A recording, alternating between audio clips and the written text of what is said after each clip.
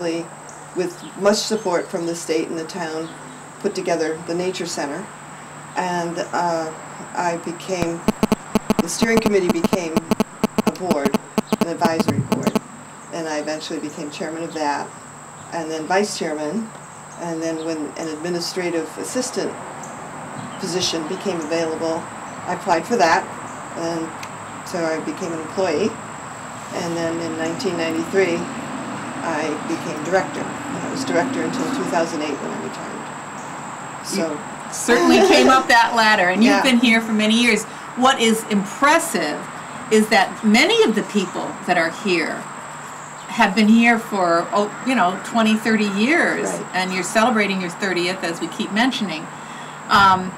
You've seen the evolution of this Nature Center from practically nothing to right. the quite elaborate affair that it is now. Your website is chock full of all the educational programs, and I understand it's year-round. Yes. That you have. And you were very important with the networking idea. I mentioned before that volunteers and fundraising is extremely important to an organization like this in order to keep it going. Absolutely. You have many programs, and therefore, what can you tell me about that? How is it difficult getting volunteers, or what do you recommend? I mean, obviously going to the website, but how would you encourage people to get involved? Yes. Well, volunteers are key. It just couldn't happen without volunteers. Not only the people power, but the ideas and the enthusiasm and spreading the word. And so if somebody decides they want to volunteer, certainly the website, come on down. If you bump into anybody who's involved, have a chat.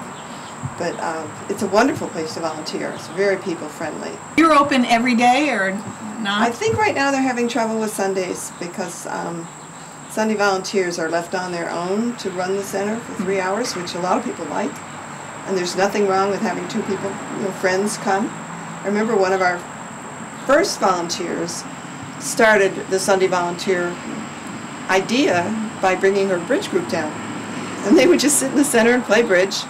And then this is a gazebo. This would be a perfect place to. Yeah, when people came in, they would take a break from the bridge and tell them the scoop, and then if they wanted attention, stay with them, or otherwise just let them roam around the center. And so that's how the Sunday Volunteers started, and that's when we did 6 days a week. We were closed on Mondays, but I think now they have.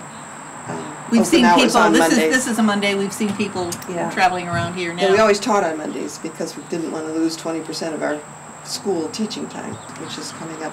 And you mentioned that because I know that you're big in the fundraising aspect also, and so potluck dinners and concerts apparently you're involved with. We have had since '93 a concert series every year, and it's comfortable, folky kind of music, but there are an awful lot of talent around here, and I imagine. Yeah, now, do you have that some here favorites. at the center, or do you go? We have it in the center. Oh, beautiful. We take everything out of the Discovery Room, which in a way is a shame because a lot of people come to concerts they've never been here before, and they can't see what we are because we've moved it all out. Right.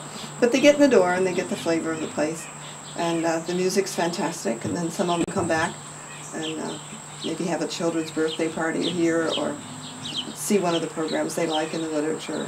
Judy, thank you so much for talking with us.